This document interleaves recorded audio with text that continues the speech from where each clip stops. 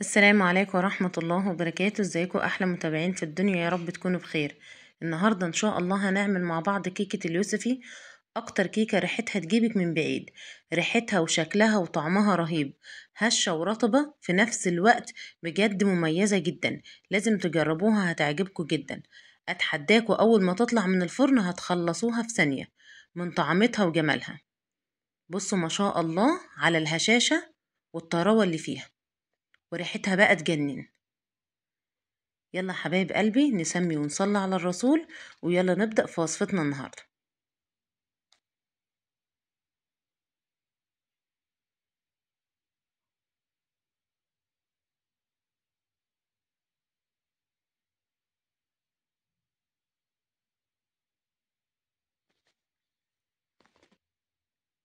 معايا هنا 5 حبات من اليوسفي، طبعا بغسلها كويس وبقطعهم لنصين زي ما انتوا شايفين بالشكل ده. اهم حاجة اشيل البذور اللي جواها عشان بتدي مرارة للعصير. بشيلها بحرف السكينة كده، وبتأكد ان في بذور تانية تحت البذور دي، اتأكد ان انا شلت البذر كويس جدا. زي ما قلت لكم بقطعها نصين، وبطرف السكينة اشيل البذور كويس بالشكل ده. خلاص كده. وبعد كده بقى بنزلها في الخلاط، وعندي بقى قشر سفندية واحدة. ببدأ هنا برضو هقشرها زي ما انتوا، اشيل القشر زي ما انتوا شايفين في القشر كده، بتبقى القطع البيضة اللي جوه دي بحاول اشيلها بالسكينة زي ما انتوا شايفين. بشيلها تحت المية اسهل، بس انا بشيلها كده عشان اوريكم انا بعمل ايه. قشرة واحدة سفندي كاملة، بشيل الجزء الابيض عشان برضو بيدي مرارة للكيكة. وببدأ بعد كده احطها في الخلاط من غير ولا نقطة مية، بضربها كويس قوي. بتبقى تقيلة في الأول، وبعد كده إيه بتبقى كويسة، بعد كده بتتضرب معاكي كويس قوي بدون ولا نقطة مية. بعد كده بصفي العصير كده زي ما انتوا شايفين. العصير بيبقى معايا بيور، والألياف بتتشال كده زي ما انتوا شايفين في المصفى. بعد كده في الخلاط بقى بنزل معايا بأربع حبات من البيض. أنا هنا معايا 5 عشان كان بيض بلدي وصغير. بعد ما نزلت بالبيض بحط عليه رشة من الفانيليا وبضربه كويس قوي. وبعد كده بنزل معايا بكوباية وربع من السكر. كوباية وربع دول كويسين، ما تحطوش كوباية واحدة، لو ان الكوباية واحدة هيبقى دلع شوية عشان اليوسفي حادق شوية. وبعد كده هنزل معايا بكوباية من الزيت او كوباية الا معلقتين كده. وبعد كده هنزل معايا بكوباية من عصير اليوسفي اللي احنا عملناه وصفيناه مع بعض، ده العصير البيور بتاعه. نزلت معايا بكوباية، هي نفس الكوباية اللي بعاير بها كل المقادير.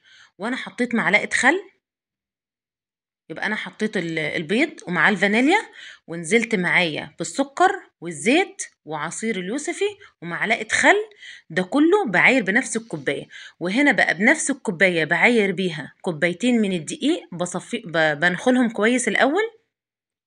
ومعايا هنا معلقتين من النشا، ومعايا معلقه كبيره من البيكنج باودر، معلقه هرميه، ومعايا رشه ملح. بقلب كل المكونات دي كلها مع بعضها، كل الخليط ده.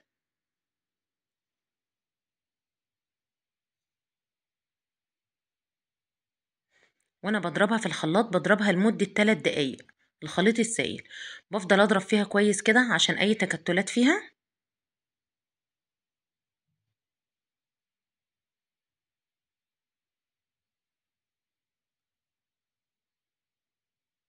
زي ما قلت لكم كوبايتين دقيق، معلقتين كبار مليانين نشا هرميين، ومعلقة هرمية من البيكنج باودر، ورشة ملح. هنا معايا صينية، مقاس الصينية 26. ببطنها كويس بالدقيق، وبعد كده بخبطها خبطتين عشان أي فقاعات تطلع منها. بحطها في الفرن على درجة حرارة 180، والفرن بيكون ولع، وقبل ما اشتغل في الكيكة بيبقى سخن مسبقا. لو انتم مش عارفين مقاس الصينية، دي الصينية الوسط، 26 دي الصينية الوسط رقم 2 في الطقم. تمام كده خلاص. الكيكة طلعت معايا من الفرن زي ما انتم شايفين بالشكل ده. بقطعها بقى، وشوفوا ما شاء الله على الطراوة والطعامة والجمال، وريحتها بجد بتقلب البيت. احلى بقى من اي كيكة انتوا جربتوها قبل كده. احلى من كيكة البرتقال على فكرة بكتير جدا.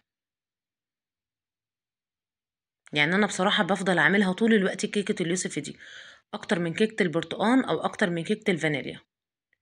بصوا ما شاء الله الطراوة والهشاشة. اعملوها بنفس المقادير دي واعملوها بنفس الطريقة وجربوها، قولوا لي رأيكم في الكومنتات، هتعجبكم جدا. يلا حبايب قلبي، بكده خلصت وصفة النهاردة. ان شاء الله بإذن الله اشوفكم في وصفة جديدة، والسلام عليكم ورحمة الله وبركاته.